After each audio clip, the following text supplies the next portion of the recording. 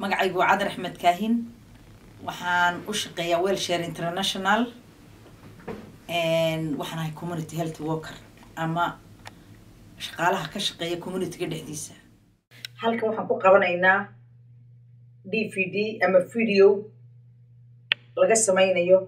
qaybaha caafimaadku ka kooban yahay sida exercise-ka oo kale ama jimicsiga,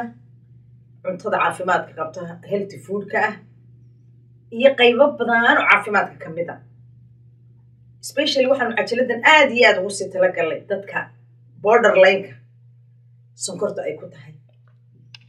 dad aad u fara badan baa ku jira cajiladan oo aqoon-yahanaa caafimaadka qaar ku takhasuseen, qaar ay ka sheekaynayaan diintu waxay ka qabto cuntada la iska badiyo oo kale. culimaa u diin baa ku jirta. waxaa ku jira community health workers badan oo u shaqeeya Wellshare oo ka kala hadlaya qaybaha uu ka kooban yahay caafimaadku iyo faa'iidada uu leeyahay cuntada fiican, faa'iidada uu leeyahay exercise-ka ayaa ku jira. fadlan waxaan ka codsanayaa inaad cajaladaha dhamaysataan. cajaladahaas waa cajalada xiriira oo istaba socdo aad u fara badan inaad dhamaystirataan adiga iyo saaxiibada iyo carruurtaada iyo qoyskaaga oo dhan baa ka faa'iidaya. mar hadday intaasu ka faa'iidana macnihii waxa weeyaan community-ga oo dhan baa ka faa'iidaya. Wellshare International waxa weeyaan non-profit organization, waa organizationada aan faa'iido doonka ahayn ee bulshada u shaqeeya. Wellshare International waxay shaqaynaysay ilaa 1979 waxay ka soo shaqaysay qaybo badan oo caalamka ka mid ah sida Asia, Africa, America. marka America hadda waxay u shaqaysaa oo dadka ay u qabato ugu badan East Africanka ama se dadka Afrikada bari sida Soomaalida oo kale. waxaa laga yaabaa qaar idinka mid ah oo hadda daawanaya cajiladan inuu dhakhtarkiinu idinku yidhi sonkortu borderline-ka idin taagan tahay, overweight-ka overweight inagu Soomaaliya waxaynu noqon dadka aad u buurbuuran ma aha.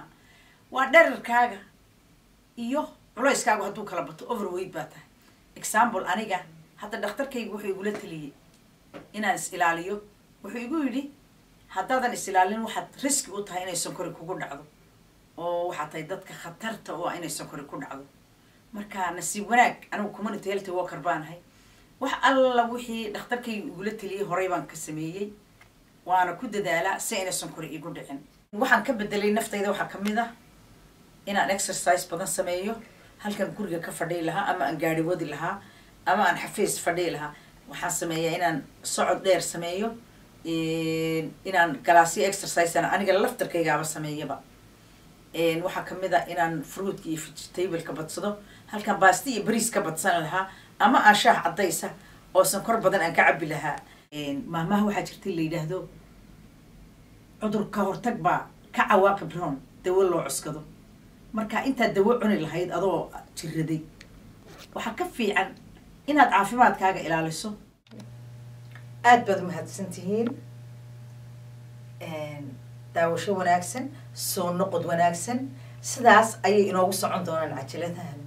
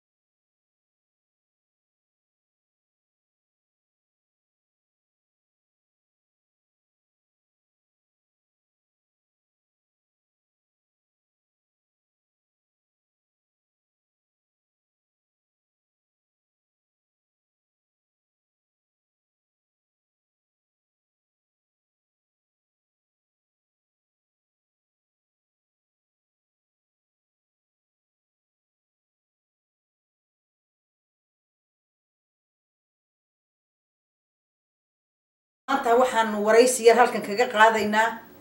Maryan Xaaji oo ku magac dheer Lucia. waxaan wax ka weydiinaynaa dhibaatada sonkorta waayo waxay experience badan u leedahay sonkorta oo muddo haysay marka dhageysi wanaagsan sonkorta nooca laga helay waa noocee way noocyo badan tahay waa 3 nooc marka adiga nooca sonkorta laga helay waa noocee عذري الله مستعان سكرت اللي جهله وتاب 2 maryanay sideed ku ogaatay inay sonkor ku hayso وابوكودي habeenkii ma seexdo markaas ka bacdi waxaan tagay isbitaalkii markaan tagay waxay ii sheegeen inaan sokor qabo maryan waa lagu raadinayay maxaa u maan weysay sokortaada marka maan ogeed inaan sokor qabo waxay igu yiraahay dhakhtarka igu yiri neersiga aan dhiig ka qaadaysa marka iga qaaday sokorteedu waxay mareysay 344 maryanay inta wixii ka dambeeyay noloshaadu siday u bedelantay oo siday noqotay noloshayda aad iyo aad cadaray isku bedeshay anoo dhana isbedelay intaas dhiigaan iska qaadaa cabir sokortii cabir marba heeri gaartaa marka hurdadayda yaraatay sokortii waa degi weysay inta ka dambeeyay maxaa iska bedelay familygaaga iyo adiga iyo noloshiina iyo cuntadiini sidee isu bedeshay oo sidee noqoteen maxaad samayseen dhiikarna horaan u qabay waana buurnaay markay sokortii ugu dhacday ilmihii oo dhan way isku dardarsoomeen hooyo sokoraa ku dhacay dadka sokorta ku dhacdana aada looga naxaa Soomaali haddaan nahay indhahay tirtaa kiliyahay tirtaa marka guriga aad iyo aad ay nolosha isku bedeshay markay nolosha guriga waxay isku bedeshay ilmihii isbitaalkii walwal emergency-ga markas la geeyay lugu kabubiyo farii kabubiyo hurdadayda aad iyo aad ay u yartahay raashinka marka kii sokor leh iyo kii kale ma aqaan markii dambe diet liiga dhigay goone u karsadaan iyo reerkoo dhan aniga kiligeygana goona liigu kariyaa cagaaraan cunaa waxaan cunaa fish malay waxaan cunaa boorsh waxaan cunaa tufaax fruit oo dhan iyo vegetable aan cunaa aniga gooniga ii ahay iyo kii ciyaalka ay cunaayeen waxay noqotay 2 biil 2 qarash ciyaalkiina inay gooni u adeegtaan aniga gooni liigu soo adeego waxyaalo badan aa gurigeena isbedelay aniga baadhigaygana waxyaalo badan aa isbedelay oo noloshayda 2 cudur aa korkayga ku nool dhiigkarkii iyo sokortii iyo maxay ahayd subag saddexdu maba kala hadhaan waayo waxa la waa qaraabo ama waa relative ayaa afka ingiriiska lagu yiraahdaa haddii mid kugu dhaco ka kalena dhexdu ku soo jira sida daraadeed ba waxa loo leeyahay hal la control cuntada saasaa loo leeyahay exercise badan saasaa loo leeyahay yani ma ogtahay maryanay inaad weli ma ogtahay maryanay adiga oo sonkor qaba ina cimrigaagu haddii ilaahay ku qoray uu raagi karo oo caafimaad ku noolaan karto haddaad sida ay tahay sonkorta ula qabsato waa runtaa cadar oo aad cuntadaada controlsho oo aad 5 cishaba exercise fiican oo kugu filan aad samayso maryanay maxaad kula talin lahayd dadka Soomaaliyeed ee sidaada oo kale sonkorta qaba ama ay borderline-ka u taagan tahay maxaad kula talin lahayd waa inay Soomaalida taxadiraan raashinka iyo exercise-ka ay ku dadaalaan korta markay tahay dhaxaltooyne taasa ugu daran inay iska ilaaliyaan marka waxaad kula talin lahayd inay u controlaan sidaad adigu controlshay sida aniga u controlay inay u controlaan korkooda ku nooshahay bahashaan cudur xun weeye marka waa inay iska ilaaliyaan raashinka ay cunaan waa inay controlaan raashinkooda calooshana la buuxinin aad baad mahadsan tahay thank you so much waa mahadsantahay cadar maanta gurigeyga aad timid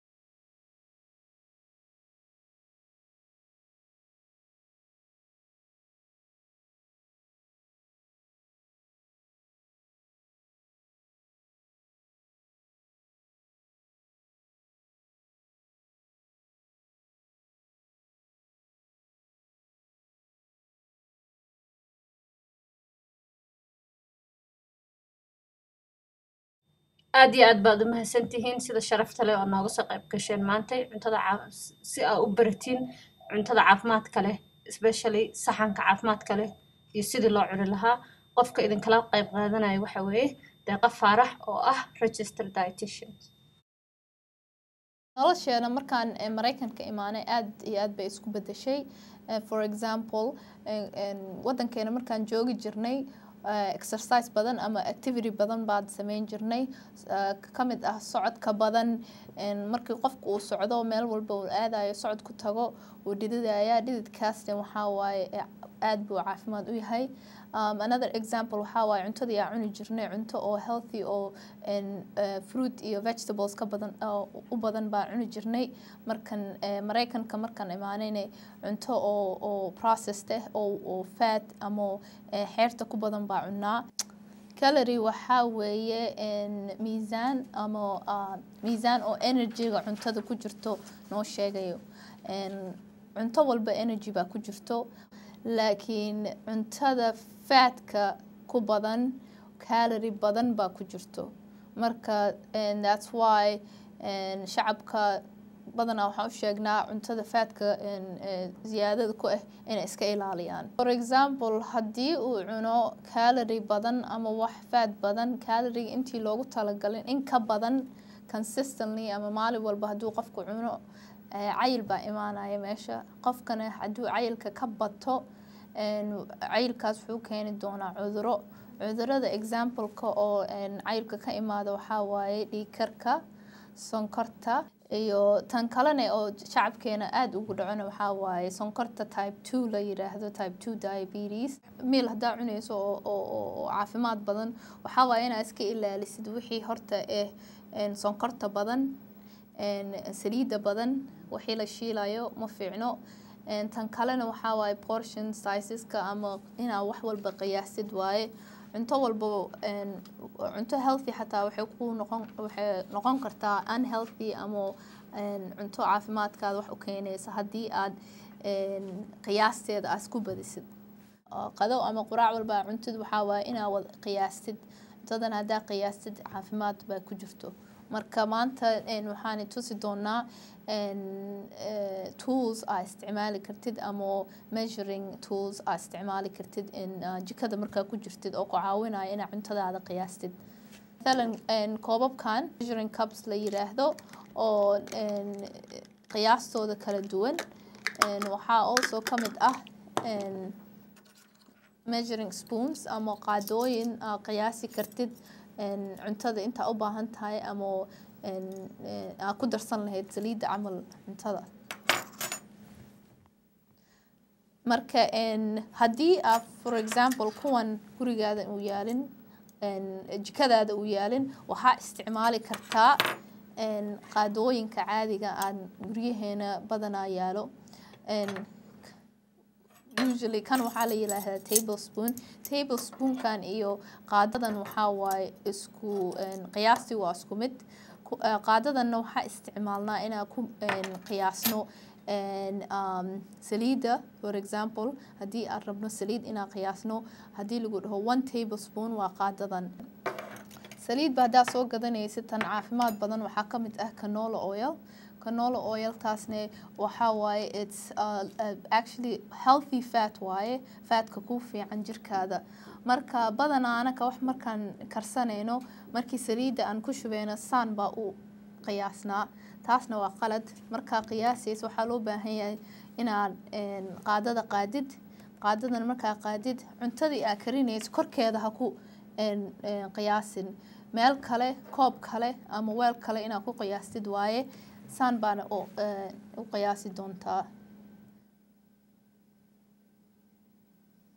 1 tablespoon intan waaye for example waxaan isticmaalayaa 1 teaspoon marka qaadadii saan haddaa u buuxisid saas waa qalad waa inaad level garaysid ama qiyaastid because haddii aad saas kuu noqoto waxaa waaye more than aa u baahneed sonkortii qiyaasatay marka saana sameynaya xabadiina waa wow 16 calorie waaye waxaa badanaa anaka gurigeena waxaa noo yaala koobkanna waa zaa'id koob loo baahan yahay inaa shaah lagu cabo ma aha shaaha koobka loogu talagalay waa koobkaana qiyaasta shaaha loo baahan yahay waaye kan waa zaa'id cuntada healthiga waxay ka kooban tahay carbohydratesna waxaa la yiraahdaa cuntada ka mid ah rootiga qamadiga bariiskii baastadii diet ama wuxuu also ka kooban yahay protein example waxaa u qaadan karnaa hilib ariga waa protein ama malayga ama ukunta ama looska waa kulligood waa protein digirta xataa protein waaye also cuntada healthiga waxay ka kooban tahay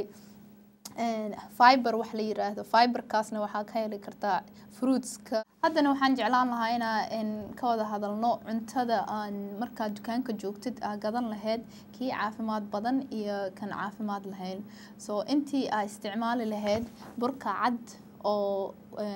fiberka oo whole grainska qamadiga ku jirin mid waxaa jira whole wheat flour la yiraahdo oo burka oo whole wheatka inaa isticmaashid hadday aad jecleen canjeerada inaan kulli ku wada samaysid kan whole wheatka labadaba waa isku dari kartaa laakiin ilaa waa whole wheatka aan kaaga caafimaad badan secondna waxaan jeclaan lahaa inaan ka hadlo mashaarida intaa isticmaali lahayd mashaaridan kan multimeal la yiraahdo kan baa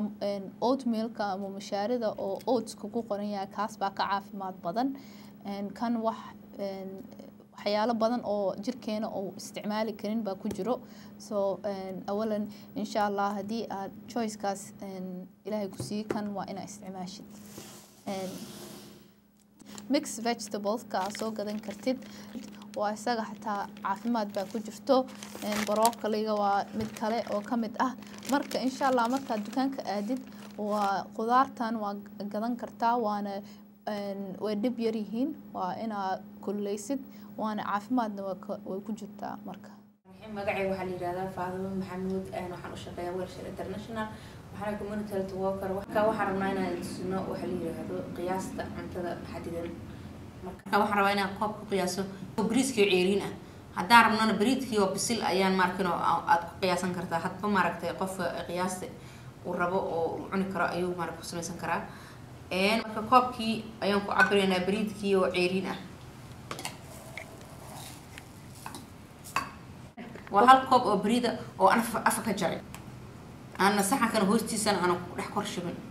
قياس هذا أساس وقياس نيسي هاف كوب كذا نسيده وكله وتعبرنا نيسا كوب كمان كعبرتي أساس أفوق جريسا ولا بكرين نيسا ليبل كتصوم نيسا مركا وليو حن إحدى وجرنا أما وجرنا عشر كأنها هيلتي فوتك وحلي هذا عم تدع عافمات كله مركا إن أنا قد أقن كأنه حوي ارتبطنا أبا إن وحياة عجاك ونعبنا معنا لكن قفك وعافمات كيسا كحران بريد يوحوي هلب مركا بريد يهلب كي بريد كانوا بدنيها دعكرتا هلب كانوا بدنيها مركا أنا وعم تدع أقن كأنه وينا وحقتان وكلا عنه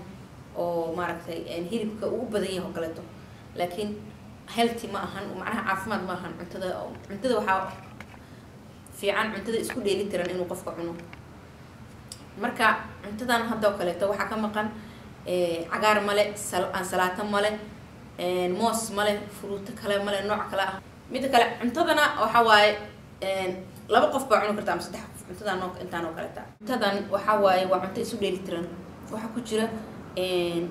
ansalatadii ama cagaarkii waxyaalihii markan oo loo badan yahay hal cuno waxa ku jira qajaarkii yaanyadii karootadii waxa ku jira kala ansalatadii hilibkii waa ku jira laakiin ma badna sidaas ay marka labada saxan xataa u kala duwan yihiin xataa aragooda xataa u kala qurux badan yihiin waxaan ka wada hadli doonaa in sharaabka cabno ama juuska cabno sidii qiyaastii noo lagu talagalay iyo taana ka cabno muhiimad waaye inuu ahaado 100% inuu ahaado juice haddii ay ku qorneen 100% juuskaas ama sharaabkaas sonkor baa qaybtaas qaadatay koobka lagu cabiraayo kan oo kaleeto waxa weeye waa 16 ounces waa double haddii aad rabtid 8 ounces kana waa 8 ounces aad iyo aad baad mahadsantihiin sida sharafta leh oo maanta uga soo qayb gasheen programkan la idiin soo jeediyey waxa annagana aan doonaynaa si aan inaad ka faa'iidaysatiin noloshiinana aad wax ka bedeshiin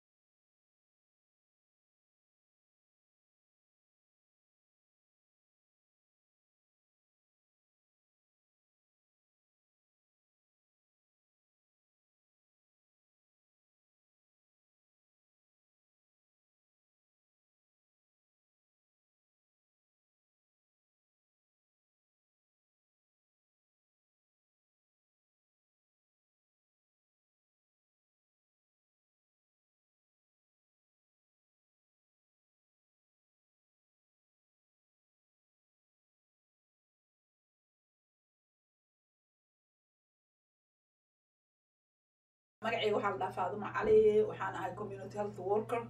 oo u shaqeyso hay'adda la yiraahdo Wellshare maanta waxaan ka hadlayaa manaafacaadka uu leeyahay ama faa'iidooyinka uu leeyahay exercise-ku wuxuu leeyahay faa'iidooyin badan ayuu leeyahay bini aadamka waxaa ka mid ah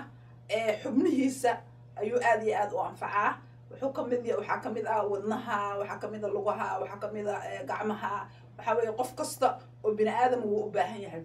aroorti markaad soo toosa haddaad jimicsi yar samaysid markaad sariirta kasoo qaado jimicsi yar haddaad samaysid waxa weeye firfircoonaan baad dareemaysaa nashaad baad dareemaysaa maskaxdaa kuu furmaysa intaad jiro ku nool aad ahaan lahayd caafimaad ku nool ahow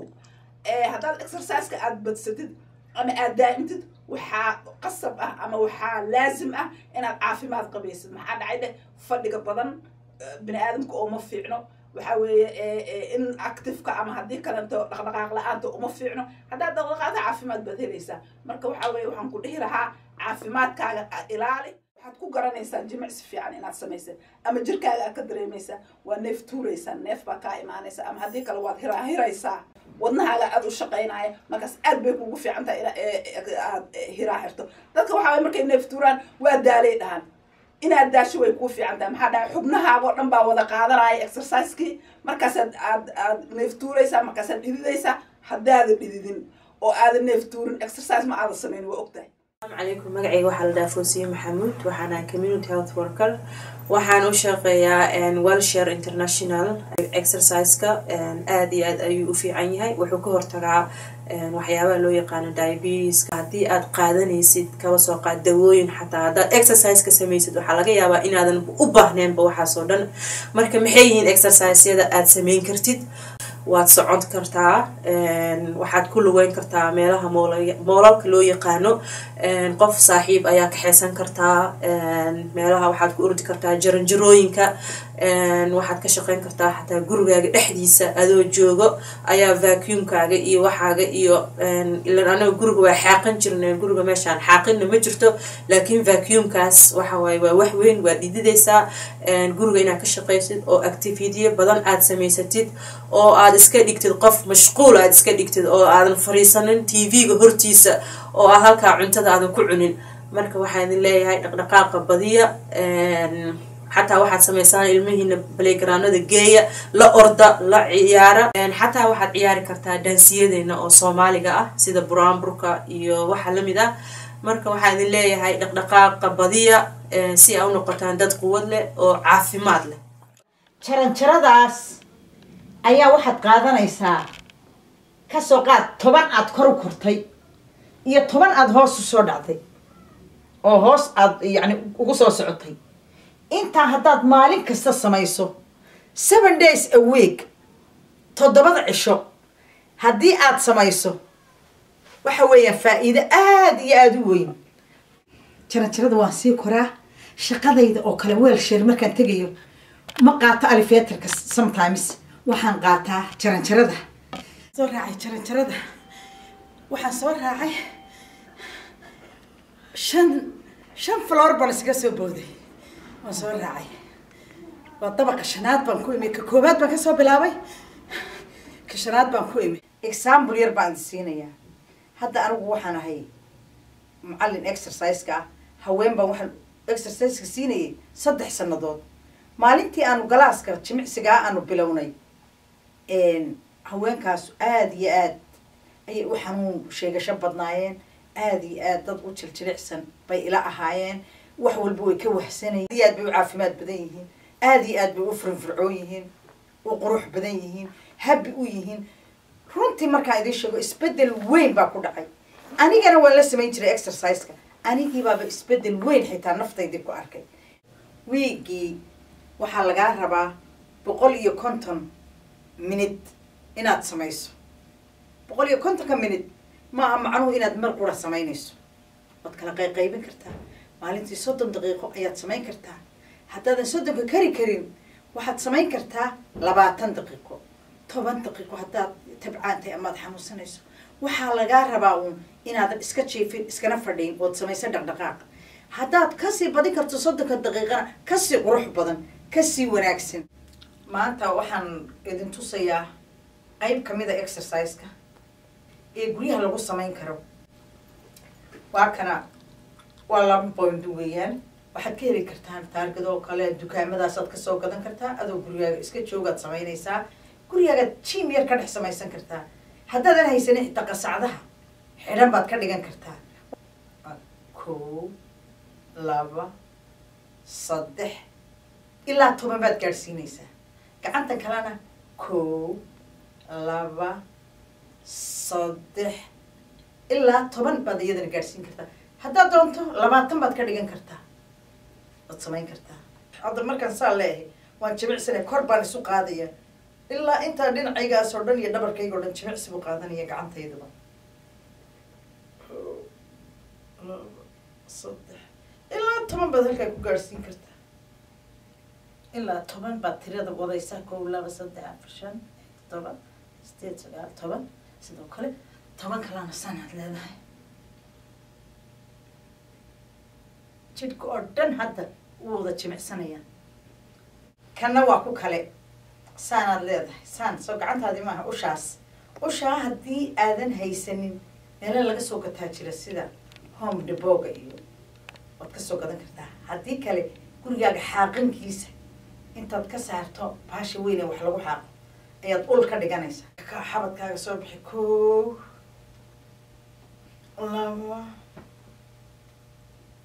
2 3 waad soo bixisay shafkii moogta soo god haddan 4 5 ilaa 5 soo 5 maaha kaas waxaad samayn kartaa haddaad doonto 1 2 3 4 5 ilaa 10 baad wadaysaa saasaad u wadaysaa isabtiyo adigay ku jirtaa 1 2 3 4 5 6 ilaa 10 baad wadi kartaa maxaa ku haray dhinaci kale waa kana 1 2 3 4 5 ilaa 10 baad wadaysaa hadda dhabarkayga oo dhan hadda jagagagac buu lahaa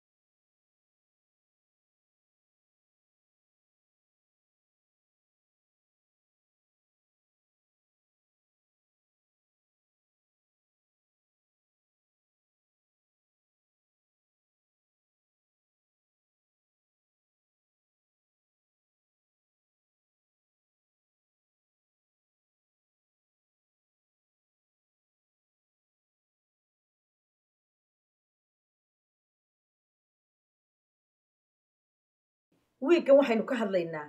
waxa la yidhaha portion size. Portion size oo maxaa tahay? Portion size waxa weeyaan cabir ama wax la miisay weeyaan. Bismillaahi raxmaani raxiim. Hadda waxaan ka hadlaynaa cuntada ay Soomaalidu cunto. waxaa ka mid ah bariiska, baastada,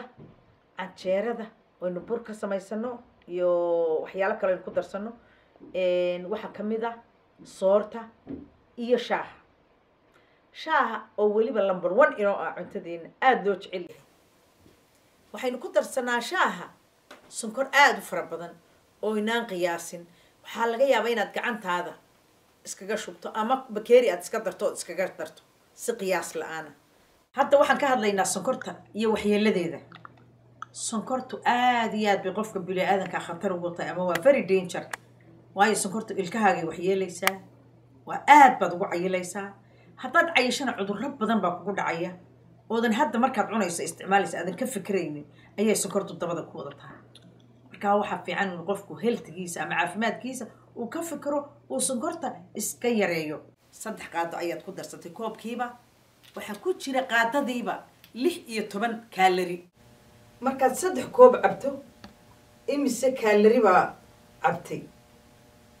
waxaad cabtay 144 kaalori. mana is ogid. waxaa qof kasta oo Soomaali ogyahay inuu dhaqankeena ka mid noqdo shaahu. marka anagu hadda daayo idinlama lihin shaaha, hala daayo ma lihin shaaha. waxaan leenahay hala yaraysto. waayo maba la dayn karo. haddii hadda marti kuu timaado shaah baad ugu tuuraysaa, saaxiibadaa baa kuu timi shaah baad siinaysaa, qaraabadii baa kuu timi shaah baad siinaysaa. qof waa inuu ogaadaa inuu qaado imise qaado ayaad ku dartay koobkii. ma qaado barhkeed baad ku dartay, ma hal qaadaad ku dartay. inuu xusuusnaado imise qaado oo sonkora ayaa kugu maqan. waad mahadsan tihiin sida wanaagsan eed u daawateen. maanta waxaan kasoo hadalnay sonkorta iyo dhibaatadeeda. magacaygu Cadar Axmed Kaahin oo u shaqaysa Welshare International. aad iyo aad baana u mahadsan tihiin sidii aad noo daawateen, aad noo dhagaysateen.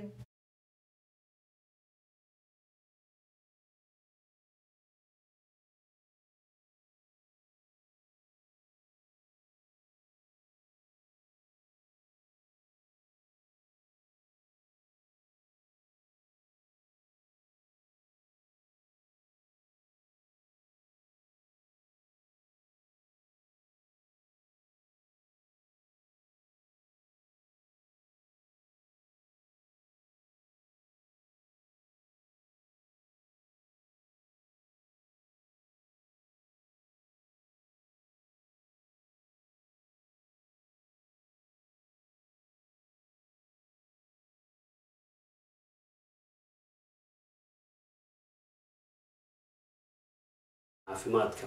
waxaan insha Allah taala ka fiirin doonaa anigu islaamka iyo caafimaadka ayaan fiirin doonaa insha Allah taala.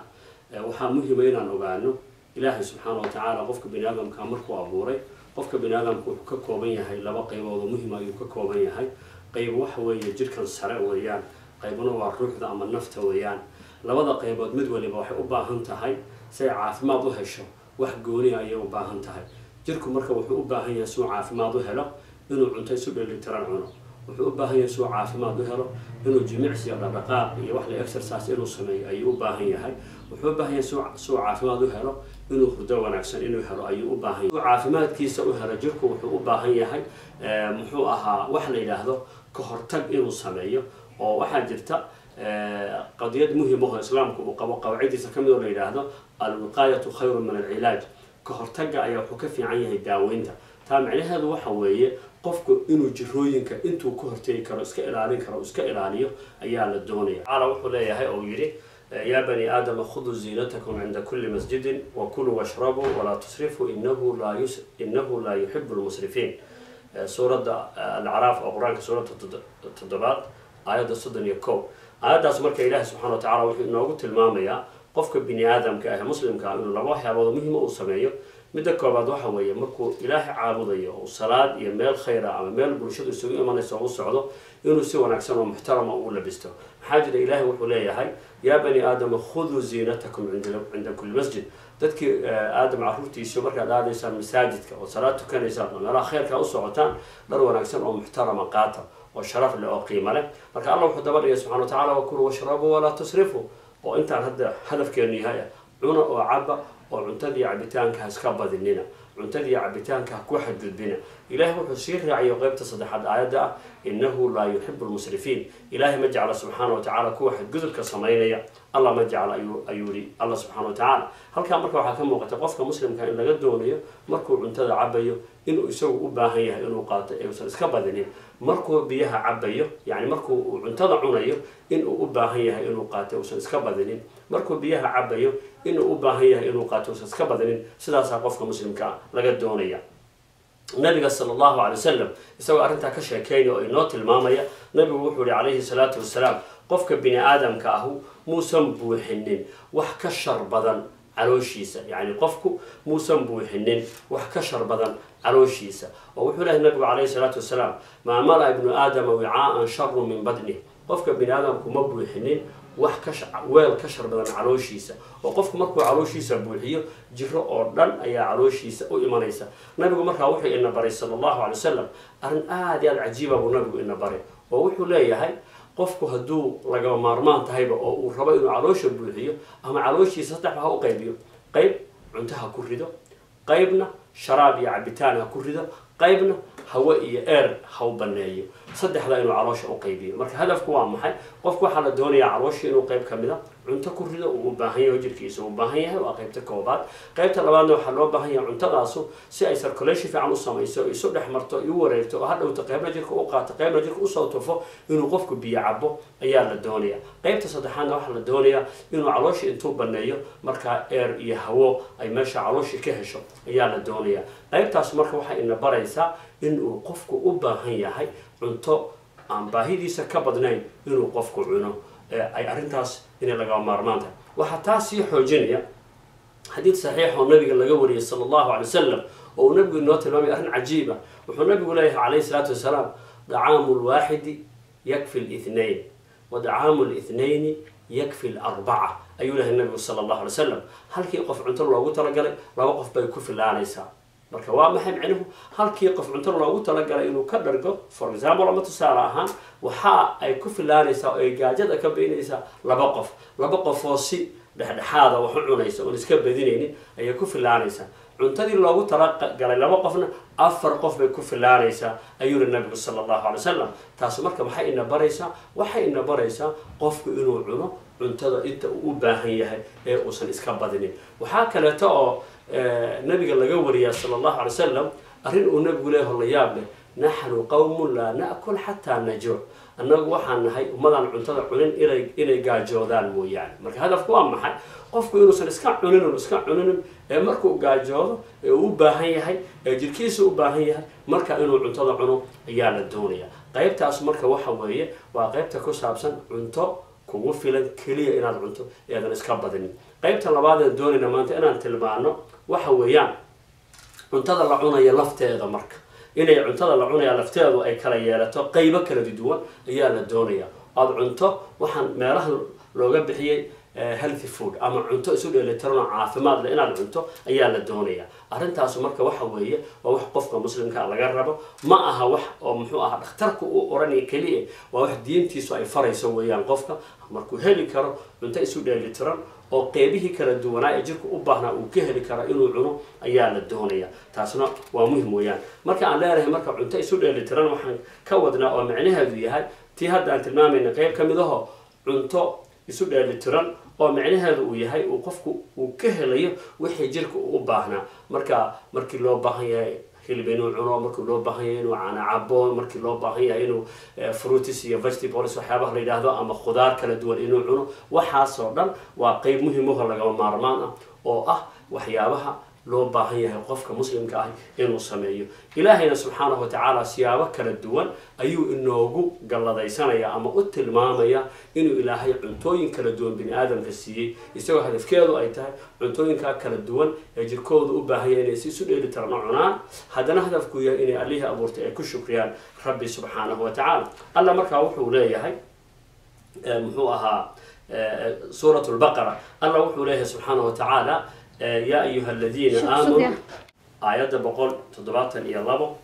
سورة البقرة الله وحوله سبحانه وتعالى يا أيها الذين آمنوا كلوا من طيبات ما رزقناكم واشكروا لله إن كنتم إياه تعبدون. ساس رب الله سبحانه وتعالى وإله وحوله دتكي إيمانك لقيها لي المؤمنين تهايو وحاضر عنتان وحيابها لنكو أرزاقنا إن نسينا كيسة ونكسن كيسة طيبك كيسة في عن الدين هان في عن حلاشة حقنا حصل كرنا في عن جرك وحط رأيه كعون أبو رب الله سبحانه وتعالى. سل سورة البقرة الله وحوله سبحانه وتعالى آيات بقول نحن يسدد الله وحوله سبحانه وتعالى يا أيها الناس كلوا مما في الأرض حلالا طيبا ولا تتبعوا خطوات الشيطان إنه لكم عدو مبين. تذكي بني آدم كهايو واحد عندهم كلوا مما في الأرض حلالا واحد أولك الله يدين كسو صار قيبها كدول أولك كسو بحا waxyaabaha noocaasa cuna weliba kooda xalaasha ah ee diin ahaan idiin bannaan haddana dayibka ah ee muxuu ahaa nafta wax taraya ee nafta qiimaha u leh ee jirka wax u taraya kaa cuna buu rabbi ilaahay subxaanahu watacaala. marka labada aayadood labadaba waxaad ka garanaysaa oo aad ka qaadanaysaa oon ka arkaynaa qofku inuu cuno dhulkan ilaahay subxaanahu watacaala khayraadka kala duwan ee kasoo baxaya waan tilmaami doonaa. qofku inuu cuno ayaa la doonaya oo weliba siyaabo kala duwan oo jirkiisu waxyaabuhu u baahan yahay. inta hadda aan doonaya waxa weeyaan wayuxillu lahum alطayibaat wayuxarimu calayhim alkhabaa'ith. intaasoo khusaysa hadda muxuu ahaa mawduucan ka hadlayno waa maxay? nabiyullaahi maxamed wuxuu u xalaalaynayaa oo calaa lisaani illaahi uu ugu xalaalaynaya dadka mu'miniinta ah waxyaabaha dayibka ee wanaagsan fiican ee naftooda wax taraya ee jirkooda wax taraya ayuu ugu xalaalaynaya. wuxuu ka xarimayaa oo ilaahay sharcadiisa uu kaga xarimayaa wax kasta oo xun oo khabiisa oo naftooda dhibaato ku ah oo caqligooda dhibaato ku ah oo maskaxdooda dhibaato ku ah oo diintooda dhibaato ku ah ayuu ka xarimayaa oo u diidayaa ayuu leeyahay rabbi subxaanahu watacaala. marka halkaa waxaa muuqata waxyaabaha xalaasha tayibaadka ee kala duwan qofku inuu maaragtay uu ka faa'iideysto cuno waa cuntada isu dheelitirneed weeyaan. waxaan tilmaamaynaa marka cuntooyin dhowr ayaynu si kooban u dulmaraynaa biidni illahi tacaala. waxaa ka mid a ilaahay subxaana watacaala suuradda la yidhaahdo suuratu naxl waa ka alla ku oranaya subxaana watacaala وهو الذي سخر البحر لتأكلوا منه لحما طريا وتستخرجوا منه حلية تلبسونها وترى الفلك مواخر فيه ولتبتغوا من فضله ولعلكم تشكرون. وكان أورني سبحانه وتعالى مركا انت هدأك أصيخ وسيسا مركا موضوع إنما تنكاهدين وحويان وهو الذي سخر البحر لتأكلوا منه لحما طريا. إلهي هو الله بدأ إذن سخري سياد بدأ أدوغا عنتان مالي محوها فريش أما مالي ونكتان بدأ أدوغا سهشان الله هو إذن سخر ربي سبحانه وتعالى. مركا هلكا وحا كان بوغان إيسا مالي إنو يهي نوعيها ونكتان إن لعنا أي تهي وجيرك فإذا أولا مرة بان واحد كحنان إن هذا الإسكابدنين ويان قيبتا كالاتي أن تلمامينو إلهي سبحانه وتعالى وإنو تلمامي وحا كاملة الله وحو إلهي سبحانه وتعالى إسلا سورة محوها سورة نحل ويان الله وحو إلهي آيات تبناد يا آيات كوبي تبناد ربا اسكحي الله وحو إلهي سبحانه وتعالى هو الذي أنزل من السماء ماء لكم منه شراب ومنه شجر فيه تسيمون ينبت لكم به الزرع والزيتون والنخيل والأعناب ومن كل الثمرات إن في ذلك لآيات لقوم يتفكرون. أيها رب الله سبحانه وتعالى إلهي والله سمد يرب كاس ودجينيا وكاس الله وحده سبحانه وتعالى بيها يرب كاس إلهي سبحانه وتعالى وحو إذن كاسو أبو ريد كاسو سارة raashimada kala duwan sida galeyda iyo masagada iyo waxyaabaha noocaas oo kale ta zaytuunka waxa la yiraahdo timirta waxa la yiraahdo canabka waxa la yiraahdo iyo waliba fruitiska qaybahooda kala duwan. marka halka waxa kaaga muuqanaysa malayga ilaahay nagu galadeystay in la cuno fruitiski iyo waxyaabihi iyo vegetables-ki kala duwana oo ilaahay nagu galadeysanaya iyagana in la cuno iyadana aayadahaas ka muuqanaysa. aayadda kale taan rabna inaan tilmaano waxa weeyaan oo iyadana ilaahay subxaana watacaala inagu galladaystay fiiri waxa weeyaan waa caanaha iyo malabka intaba. marka waxaasoo dhan waxaan u tilmaamaynaa inay tahay cunto kala duwan uusan qofku aysan sax ahayn inuu hal nooc kaliya jirkiisa uu ka badiyo ee la doonaya mid kasta wax yar maxaa jira inuu ka qaato mid walba waxaa ku jira wax gooni ah oo inta kale ku jira oo jirku u baahan yahay ayaa ku jirta marka halkaas ayaa qodobkaana waxaan ku tilmaanay oo ay muhiim tahay iyadana inaan ku ogaano cunto kala duwan oo isu dheelitiran inaynu cunno waxaa laga yaabaa qofku inuu soo qaato saxan weyn oo uu ka buuxo bariis ama sax weyn oo baasta ka buuxdo iyo hilib fara badan inuu iyaga kaliya cuno waxaa loo baahan yahay marka iyo qayb ka mid ah hilib qayb ka mid ah baasto qayb ka mid ah bariis khudradan faraha badan ay sheegeynay saladkii qaybihiisi kala duwanaa fruitskii qaybihiisi kala duwanaa qofku cunto kala duwan oo jirkiisa caafimaad u ah inuu cuno ayaa la doonaya qaybta saddexaad ee si kooban u dulmarayno waxa weeyaan cuntooyinka noocaas isu dheelitirana markaad cunto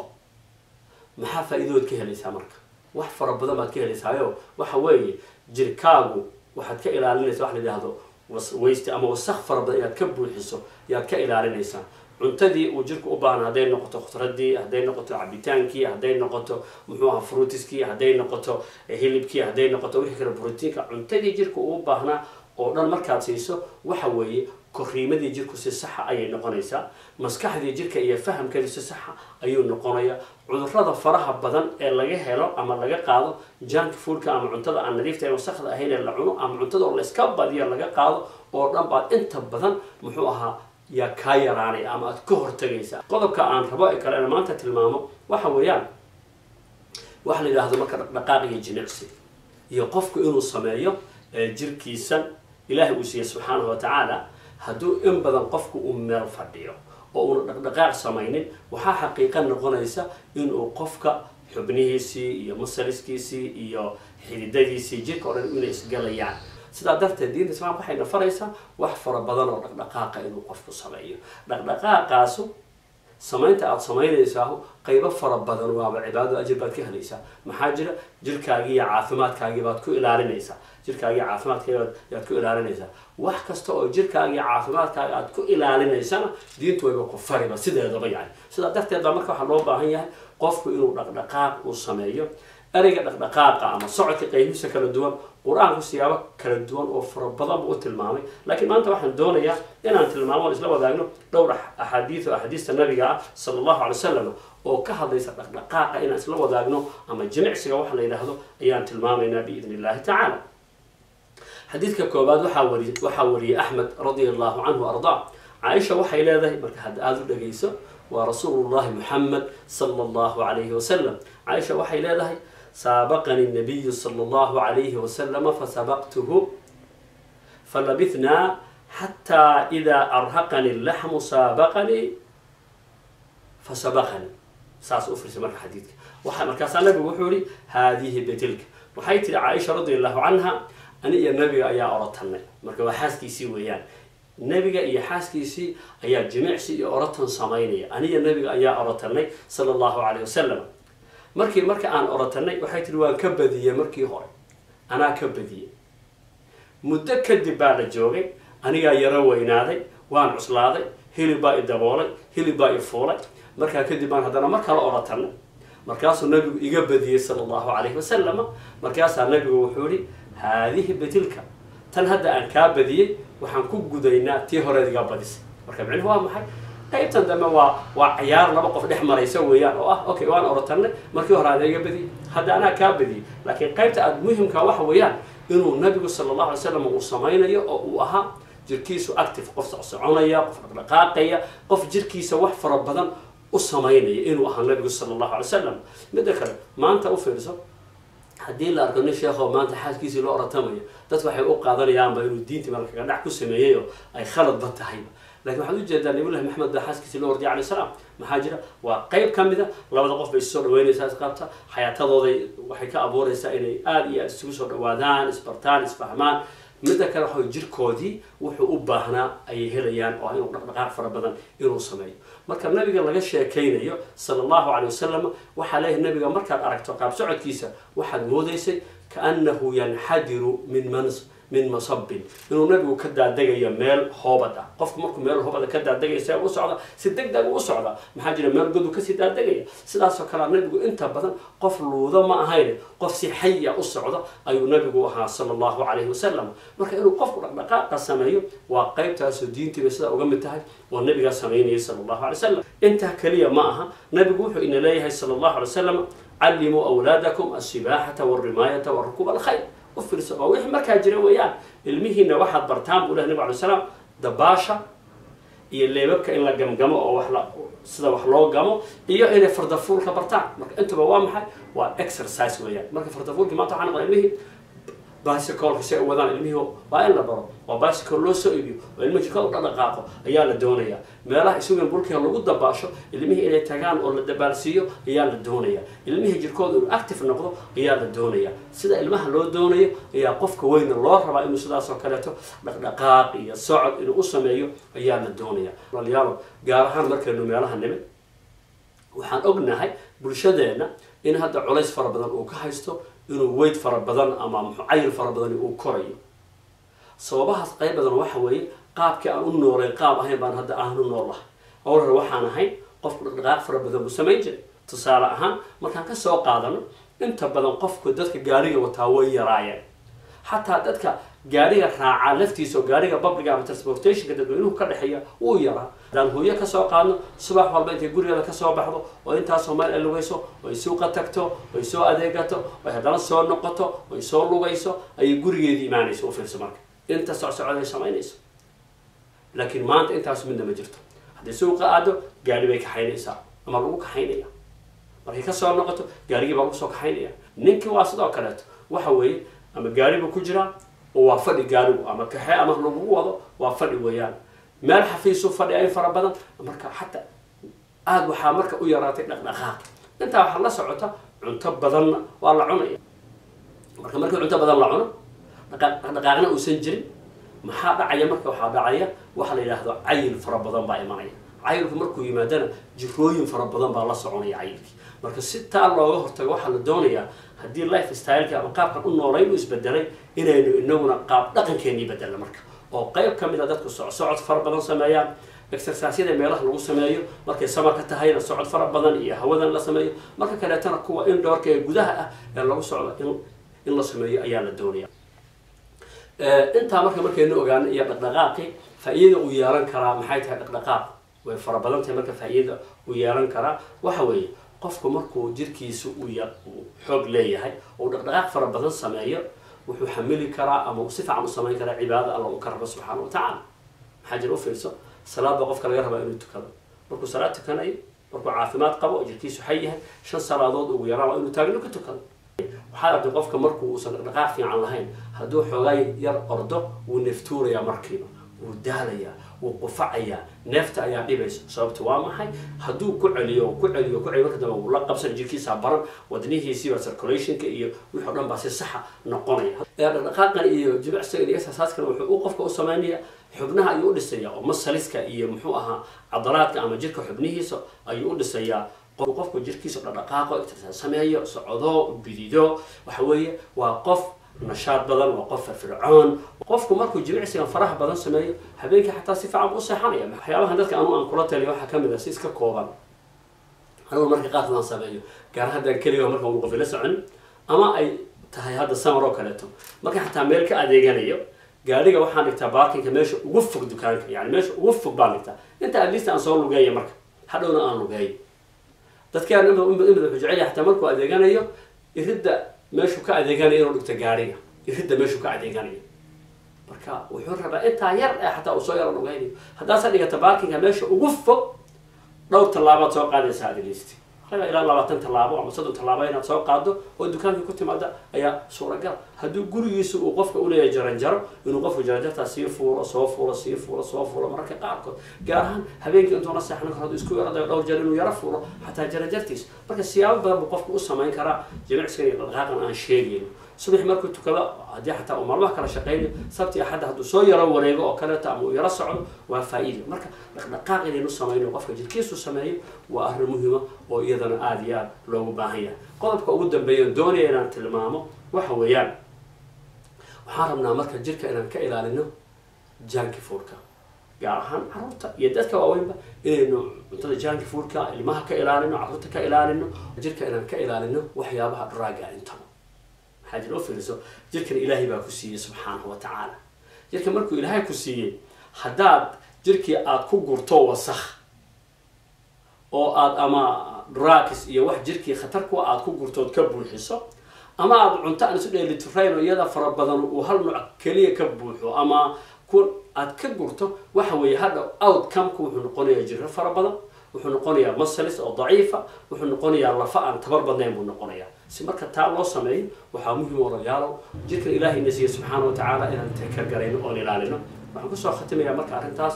walaalayaal idinka codsanaya waxyaaba inaad tidhahdaa waniga sheekh cabdiraxmaan waxaan ku warin inuu na wacdiyo oo salaadii iyo soomkii iyo cibaadadii nooga sheekeeyo maanta caafimaadkiibu ka sheekeynaya